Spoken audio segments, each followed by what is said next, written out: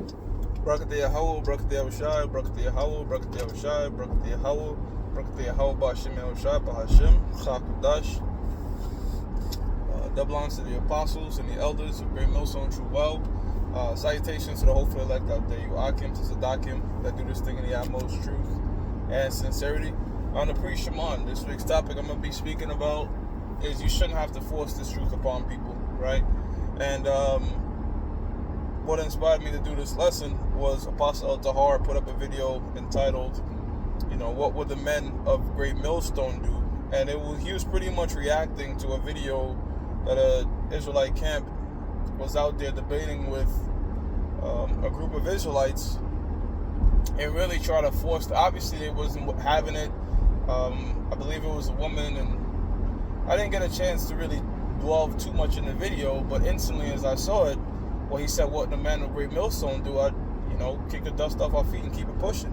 As they quote, I believe it's Elder Yaquab,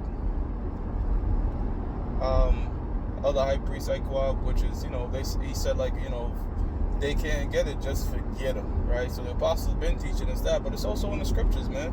Dust, shake the dust off, and keep it pushing, man. This thing is not, putting a square into a circle type thing, a square peg into a circle hole. Now you do have a sense of some jakes that's gonna be hard-headed, but hard-headed in righteousness. Can you break this thing down to me again? Or I really don't quite get it. It might be kind of hard to receive it in their mind, but but it's in sincerity. Now this is the book of Hosea 10 and 12. It says, sow to yourselves in righteousness, right? And what are we sowing in a situation when we're dealing with somebody? We're sowing the word into their mind, right? Because the book of Luke chapter 8 verse 12 tells us that. The book of Luke chapter 8 verse 12 tells us that the seed is the word of the Most High, right? And we're planting it into the world. The field is the world. So when we're sowing things, and so it says, sow to yourselves in righteousness, reap mercy, right? So we're hoping to sow this word into the elect. What it is going to sow into the elect, all right? The elect is a good ground, but we're sowing it, we're casting it everywhere. It's going to fall on tough ground, and it's going to grow somewhere and get caught up in thorns as you read Matthew the 13th chapter. In other words, this word is going to have different reactions upon people. You know what I mean?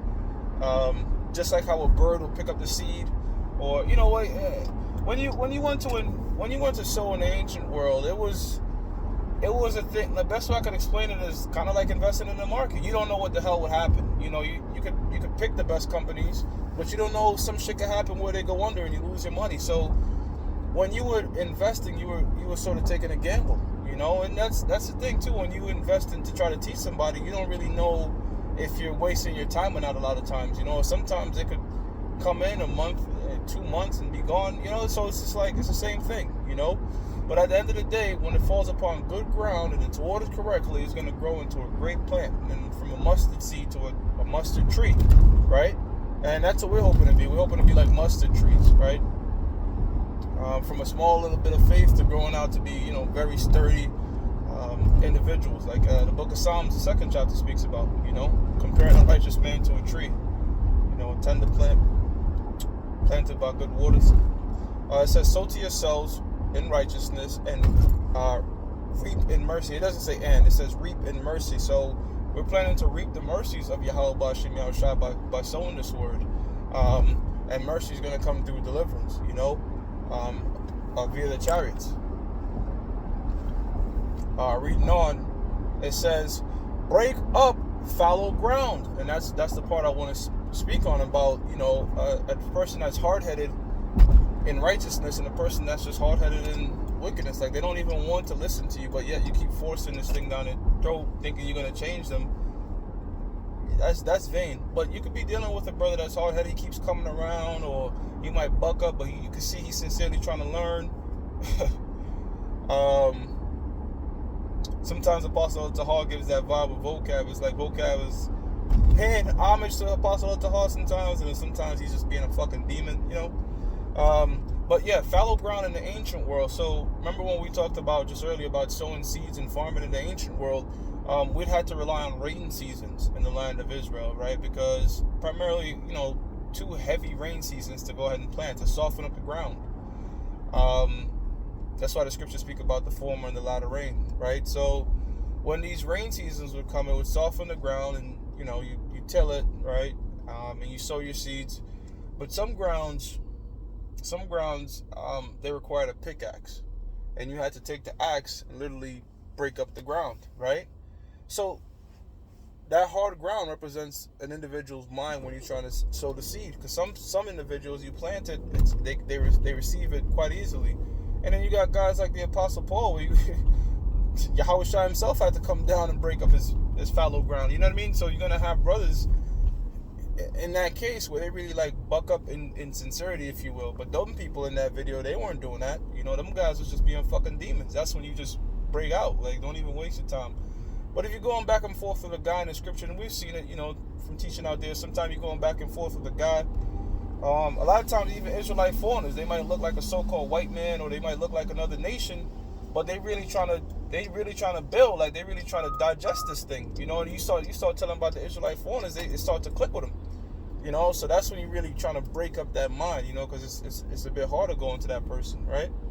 It says, break up fallow ground, for it is time to seek Lord Yahweh Ba'Shem Yahweh Shai. And exactly the thing, again, it's the similarities are just evident, right? The same way it'll be far more difficult to break up fallow ground, it's the same way it's far more difficult to teach a brother that's bucking up in righteousness, right? A brother that's easy to get it, you plant the seed, you throw it in there, the ground is already soft, his mind is ready for it. Like, for example, he might have already believed in UFOs, or he might have already known that the so-called white man is the devil, so you start throwing little things like that at him, Then again, you might have a brother that's wrapped up in a Christian church and all he knows is love, but then you're hitting him with scriptures, he's like, holy shit, so God does hate? You know what I'm saying? So you put in a bit more effort with a guy like that, because he's a bit more hard-headed with it, but he's sincere. It says, till he come and rain righteousness upon you, right? And when they say rain righteousness, they got R-A-I-N, like water, you know what I'm saying? So the Lord, Yahweh Ba'Shem Yahweh Shai, is gonna give rain upon all the nation of Israel. He's gonna break up the mind of all the nation of Israel eventually, because all Israel shall be saved. All Israel, when them bodies get changed, are gonna receive this word, in truth and sincerity, and be changed when that time comes. So that's when that rain, that's when our minds are gonna be flourished with this word, man.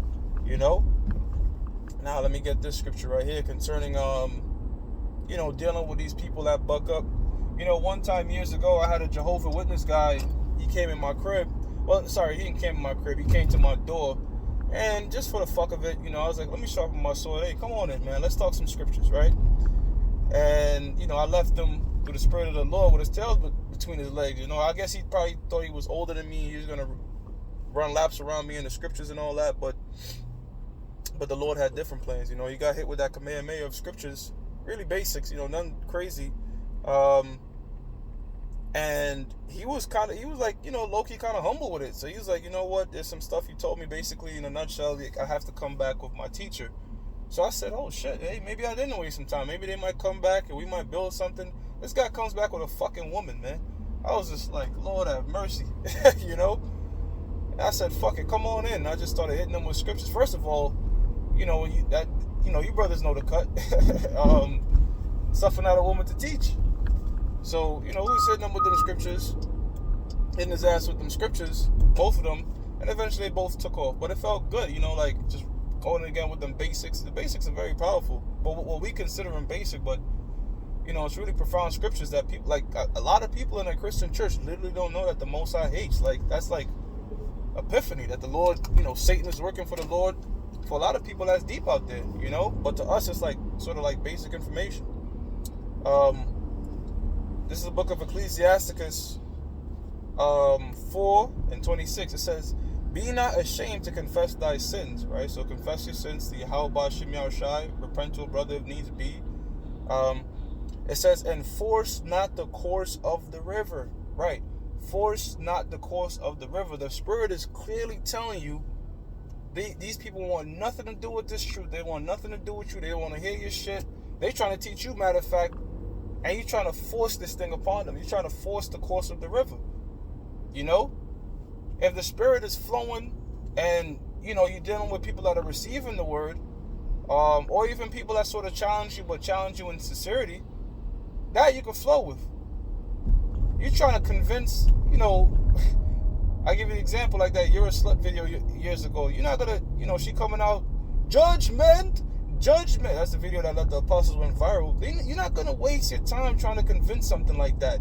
That's a fucking demon. You just know, you know, you should know, you should have that discernment to know, like, this is a fucking demon. I ain't going to even, you know, Spirit might have you curse them out or whatever, but just try to, you know, convert and heal their ass. Don't even waste your fucking time, man. Don't even waste your time. Look, time is the one asset. Once you spend that shit, you could never get it back. You know? So, your time, respect your time and value your time with this truth, man. You know? If you're not gonna, if you're gonna tell a nation a judgment, okay, cool. You know, if you see your brothers coming back merciful, okay. But here it is, the person who literally doesn't want shit to do with you, trying to teach you the Bible. That's why the apostles don't deal with them debates, man. Because what's gonna happen is y'all gonna come in thinking one thing, and y'all gonna leave thinking the same thing y'all did before y'all even, you know, as the moment y'all got in there. Basically, it's not gonna build anything. You know, that's why the scriptures tell you. Let me see if I can find it. Oh man, let me see. Let me see if I can find it. The book of Ecclesiasticus. Man, I fucking hate dealing with Android phones. Not Android, the Apple, the iPhones and shit like that. It's very annoying.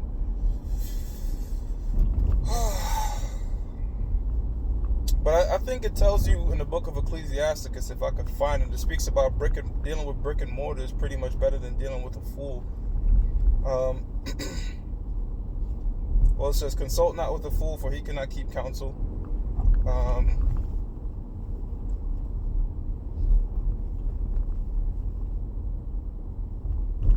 It says, he that wanteth understanding will think upon vain things, and a foolish man or erring imagines folly. No.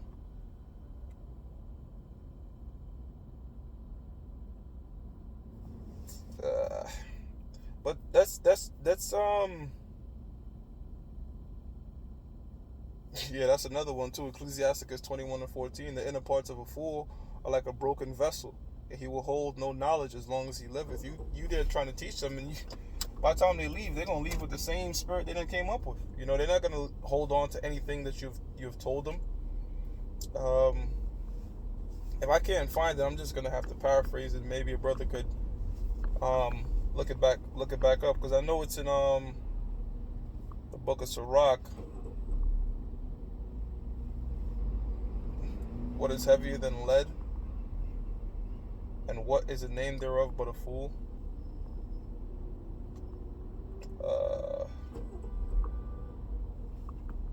See if we can find it. I'm almost on my way to work. All right. Yeah. Maybe it's Wisdom of Solomon, but pretty much it's saying that you're better off dealing with brick and mortar.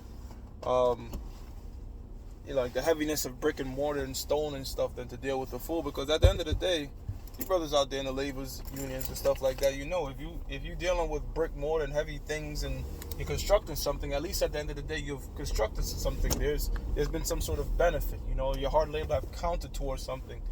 But you spend your time going back and forth, your energy and everything, dealing with the fool, and nothing's come out of it. It's pretty much vain, you know. So that's pretty much the point I wanted to make, man. In terms of dealing with these people out there that buck up and are coming in the spirit of Satan, don't even try to waste your time, man. There's a 2/3 of the nation of Israel for a reason. There's a 2/3 that just has to die on the side. Meaning the only way they're gonna get it is they have to perish.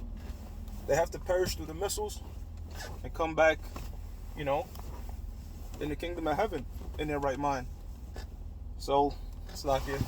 That I'm going to give all praises to Yahweh, Ba'ashim Yahweh Shai, Ba'ashim HaKodash, that belongs to the apostles and the elders of Great Millstone with true well. Salutations to the hopeful elect out there, you Akim to Zadakim, that do this thing that have most truth and sincerity. Shalom.